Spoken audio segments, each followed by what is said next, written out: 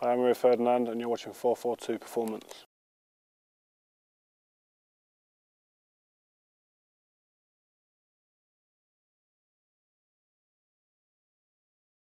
I played the midfielder as a kid, but so going back into defence, I was always kind of just relaxed on the ball. But I think when the ball comes to you, I think if you show panic, that kind of panics other people around you in your team.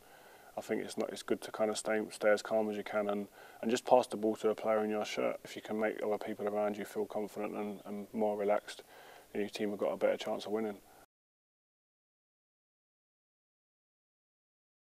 Come to know as a kid that not to always play too safe.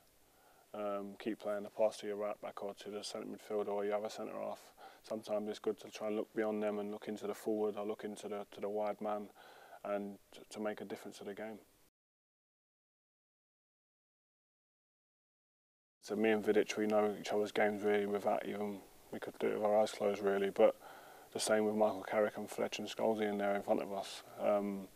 But I think it becomes a point when the ball comes to you, you've got to have a picture in your head of what's around you. You've got to know where players are on the pitch, not just because that's the way your team play, but if the ball comes to you, if you haven't got an idea of where your midfielder is or where your fullback or your forward is, then where are you going to pass the ball?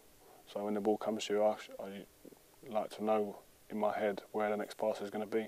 Someone like Scholesy comes into him, he probably knows a couple of passes ahead of anyone else. But yeah, I try to just know it before the ball gets to me who I'm passing it to.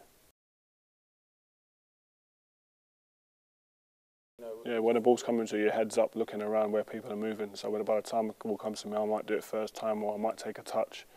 And then the picture's changed. When you get head back up, you've got to be adaptable to change to that picture. I don't know, you just got to think to yourself, just deal with the situation that comes. I think there's a lot of the time that sometimes the ball does come to you, then once the ball comes and your head goes down, sometimes the trigger for the forward to say, right, I'm going to put pressure on him, and then once you get your head back up and he's 2 yards away from you, you've got to be able to deal with the situation. You might drop a shoulder and then go and play it somewhere else. As I said, you've got to adapt to the new situation that comes your way.